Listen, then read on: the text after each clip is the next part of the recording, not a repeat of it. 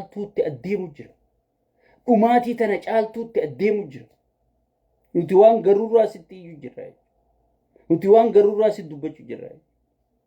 Amma wanni siin qabaa jiran abiyyi gartee warra caasaa quban qabu.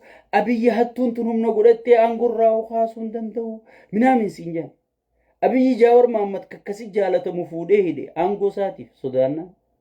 Abiyyi Taayyee Danda'a ka paartii tana gad dhaabe hidhe. Abiyyi Lammaa Magarsaa ka isa fide hidhe. Biyyarra ari sodaata akka malee Shimallis fa'aa sodaatee caasaa sodaatee warra gartee sijjeessu kana sirraa qulqulleessu sodaaf dhiise ni taheefii dhiisee jechuudha. Uummanni keenya hin shawwadamina. Taheefii dhiise. Silaa osoo sodaa uummataatiif uummata rarrakkaasan jee kabajaa kan uummataa qabaatu taate Jaawar faan hidhuu jechuudha. Hacaaluu faan ajjeesuu jechuudha. Warra firraa sodaatu warra kursiisarraa sodaatu firraa malatti godhee jechuudha. Sigalee warra gartee kursiisarraan sodaanne jaankii uummatatti gadhiiseeti sigalee wadallootiin tun quuftee uummata rondii dhaabbadhaa jettee ifi dubraa wajji bashannanti jechuudha hoteela keessatti. Uummanni guyyaa dachii akaafaa olee halkan qabbana keessa dhaabbataa bula. Maal yaa abbaa taraan anaa bara yooniin galee 400 adabanii siin jedha. Sigalee kararra dhaabbataa bara. Uummata diinaa millaan qabne.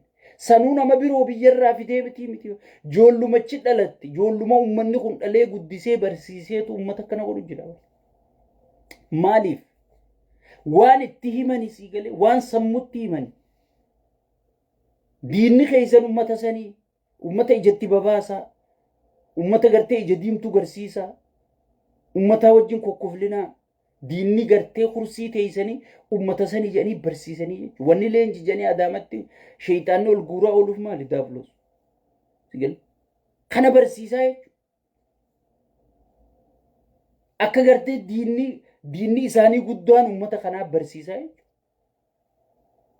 Isin paartii bakka buutan malee nu bakka buutan malee nuutu aangoo isinii kenna malee uummanni aangoo qaba aangoo isinii kennaa jedhan.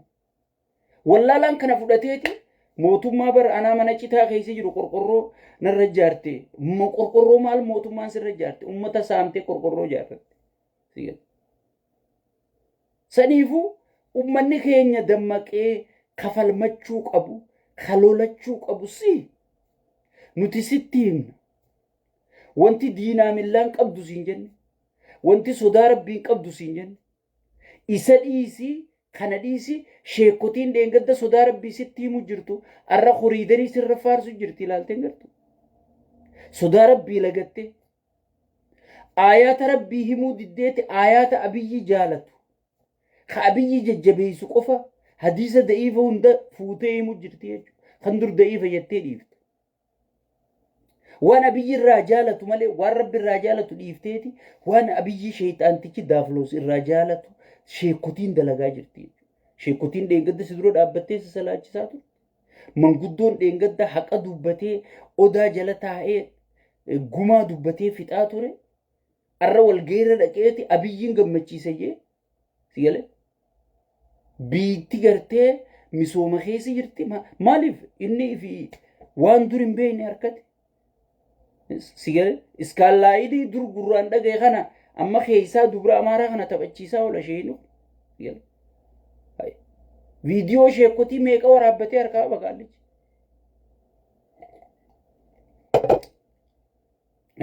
Yoo muhaadaraan deema jee xayyaaraan deema. Makiinaan haftee jirti. Makiinaan deemuun haftee jirti. Alikooftar mataa isaanii qaban. Barka diina rabbii ol qabee. Barka maarroo ol qabee siin jedhan. Diina rabbii ka ol qabee qeeroo akkasitti dhumte sani. Warra irricharra biyyee ta'e sani. Sigalee. Kagartee isaa'uu bilisoomsee arrakka inni gartee qeeruma sanuu deebi'ee fixee taafte gaara galtee tun gartee hiriyaata qurxummii akka taatu warra mijjeeyse osoon gartee isin hin ta'in qeeroo dhumte sanii jechuudha. Har'a isin uummata san kabajaa dhoorkattaniiti. Osoon haadholeen qeeroo sanii gartee dhumaa jirtu gudeedamaa jirtu obboleettiin qeeroo sanii gudeedamaa jirtu. Maasha Allah yaa taa'eedha isii galee qaalicha dura taa'e. qeensiin gartee baayibilli keessa waan abiyyitti itti gammadu laaleeti gartee ummata amantii isaa kanatti himaa eegale abbootiin gadaa dhiisi gaa maal sattuna abbootiin gadaa maali miti kaadireen abbaan gadaa isa jiraan kaadireen yaatu tun ifiifota sheekotii daraniiti isaan wal dorgommiin isaanii abiyyi biratti ana moosii turra jaalatamaadha malee waa'ee ummataa dur dagatanii jechuudha. Waa'ee ummataa biraa deeman bakka waan ummata jettee ati haasoitu kanarraa quban qaban. Amma yeroo hin qaban biizinasaaf sheekotiin amma manzaraatun sigale dur masgida dhaabbatanii hadiisa sitti himanii amma yeroo hadiisa sitti himanuu qaban. Darasoota gartee sanuu sadarkaa isaanitti olaanoo zoon hin taane sadarkaa jala afraffaa fa'arra jiru. Kana gartee ati salaachisi ummata birriin qabne kana atummaa wajji rakkadhu jedhanii sigale. Arra eessa deema isheen 4 kiiloo deemu jira sigale. Biiziidhaan siin jee. Hay. Ummata bar zuhrii fi asrii walirra qabee salaatu. Abiyyi dubbachuu jiru haanee salaata rabbiin salaannu jechuudha. Sigale. Ummata akkasiiti sheeka jetteen abdatiin ummata kiyya. Manguddoo akkasii manguddoo biyyaati jetteen abdatiin. Wanti bitamtee dhumte wanti duraanuu edaan wayyaaneen bituu diddee. Wayyaaneen nama waa beeku mire. Nama biyyaas akka dhiiratti nageenyaas buusee addunyaa wajjiinis deemee haasee sigale waa hunda fiduu danda'u. So saniifuu ummanni keenya amma tanafaa sheekotiitu maal ta'e jalziizo sheekotiitu maal ta'e mixirqishoo ta'e jettanii gartee wanni isin if rakkiftanii if cinqitanii hin jirtu jechuudha. Sheekotii ozoon gartee biraanuu naggaa taa'ee sigale hijaaba uffattanii hin seentan hijaaba fixxaxxanii mana barnootaan seentan juu usanii tatta'an.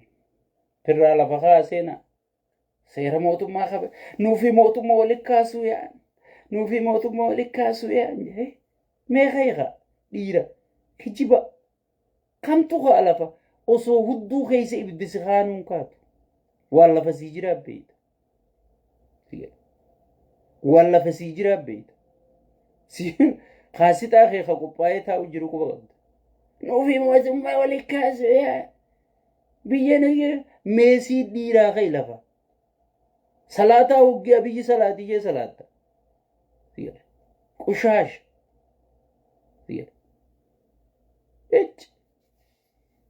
so akka waan waa beeytu kana faa gartee sheekoti jettanii nuuturra sheekaa deero nuti qalbiin teenya rabbi sodaata maallaqa caalaa rabbi sodaanna nuti maallaqa bileena meeqa bilgeeduu biraa du'a beeyna sigale warra ifi ilmaan isaanii kun Austraaliyaa ergate kun Ameerikaa ergate akkaan sadarkaa wanti irra jiru kun Dubaay ergate sheekotiin tusigal ijoolleen isaanii ibidda kanan gartu dhumaatii gartee qaallichi woboo duratti ilmaan ichi oofee fixu jiru kan fannoo duratti ichi oofee fixu jiru kan kana ilmaan isaanii hin dandaman ilmaan isaanii kun TV jaarratanii faa Oromoo arrabsan qaallicha Amiin biroo sun faa afaan kana mastii godhanii bakka akkana godhatan akka nama seenaa Oromoo beeku akka nama seenaa Oromoo wanta godhuu danda'utti Oromoo faasiitiin talantaan Oromoon bar ummata shinniggaatii bar amantiif kutaa fi kanaan addan qoodamnu jee ummata bakka takkatti awwaalame sanii bar sigale so saniifuu sheekotii fa'aa jira jettanii ummanni keenya hin dogoggorina hiccitillee fitti itti himina eenyuutu dura abiyyi bira geesseen dhaqanii siiman eenyuutu abiyyi bira jaalatamaan siiman eenyuun rabbi bira jaalatamaan haftee jirti sigale sheenni dhugaa dubbatu hundi aangorraa ari'amee jira mee piipii keessa laale namni dhugaa dubbatu akka taa'ee kunidha jira bar warri caljeesi jeesu bar warri caljeesi buqqisu waan gartee shayxaantichi gubbaa gaxal ba'e hunda aamiin jee fudhatu akka gaarii sisaamu jira mana jaarrachuu jira sheekotiinis akkasuma sheen lakkii boo haraamii rakko cinqirra ummanni keenya rakkorra jiraajee hundi aangorraa dhiibamee ari'amee masgiidattuu salaatuu sodaateeti mana salaatu jira. Kun akka sheeyiticha arsii keessa rashanamee sanfaatti rashanamee waraabessa nyaachifamaa jechuudha. Mee sheekotiin manzaraa hafuura baafte isiin gartee ijoollee suudii taga quuftee gaara keessaa wal loltu fa'a tanaaf sagalee taate. Warra Awurooppatti gartee duufaaf sagalee taate. Maashaallah gartanii maarree jettee sigale. Akka nama sagalee namaa ta'uu fakkaatu. Osoo namni bar ollaa isaatii du'ee namni dhokatee boo'u jiruuti rabbi isin haa sabbarsiisullee kan hin jenne sigale. Inni warra Awurooppaatii fi warra Suudii fa'aaf sagalee ta'a. Allah sheeyitichi uummata nama jaalata. So uummanni keenya hiccitillee fittitti niminaa sheekutii manzaratti. Fittitti niminaa. Ani waan hin beekurraa hin isin himu jira. Fittitti niminaa akkanaa jettani. Hoggissi geeysan. Sigale. Mee waan takkaan isin himu. Gaafa dhimmi wadda walaabuu Boorana jala galee jedhan sani manguddoo fi sheekotii filanii qaallicha sheeyxaana kanatti erga wadaltichi jalaa dinnaani abbaa wadalticha dhaynaa jedhanii sheeyxaanticha kanatti 4 kiiloo dhaga. Carraa san harkatanii propoozaala qopheeffatanii dhufan bakka irraa dachii gaafatan. Wallaahi billah. Sigale. Warri duraan akkatti abiyyi harkatu dhabe sigale. Adaamaa hin dachii isinii kenna jeesi waa'ee madda walaa buusan mee haa gabbaanii dubbatanii. Namni irraa maayyii gaggeessee eenyu Biraanuu Juulatti ergee jechuudha. Biraanuu Juulatti erge. Beenaati dachii jettaniis Biraanuu Juulaatti wajji xumura jeen. Inni beeytaa yeroo hunda ifirra dabarsa. Hoggee ati biraa gabbaate jala dawwalaa beeku. Waan isaan siin jaan san dhagumarra haa itti dhiisii jaan. Fiildi harshaan okkee jaarree aangoo sarraa ka'uun barbaadu. Hoggii manguddoon sheekotiin baaleetu yaa dhuftu tattaa tana anaatu gad dhufee fixaa maarreedha jeeniiti ka'anii kutanii dachiisaniis hin arganne. Sigale barni salphattee ba. Dachiisanii dhabaniiti gaafii ummataatiin ummata biratti illee kabajaa dhabanii wantinis Boorana bahaa jala galtee. Sigale akkas si godha. Duraan itti himani lakkii sheekotii waan san mormitee abadan jette amma kunoo mana salaatti masgiida dhaquu sodaatte. Maaliif sheekotii haadiree tanaaf guursise milishaa kana guursise. Kana hunda kafide ummanni keenya gartee tokkummaan ummata keenyaa laaffachuu mooraan qabsaa'ota Oromoo gartee haphattee gartee sadarkaa diigamiinsarra gahuudhaatu kana fidee jechuu Oromootiyya mee amala nama amanuu kanaas dhiisa. Namni tokko yoo dhufee waan gaarii haasa'e ergaan isa duuba jirtu maalii xiinxalaa. Xiinxalaa.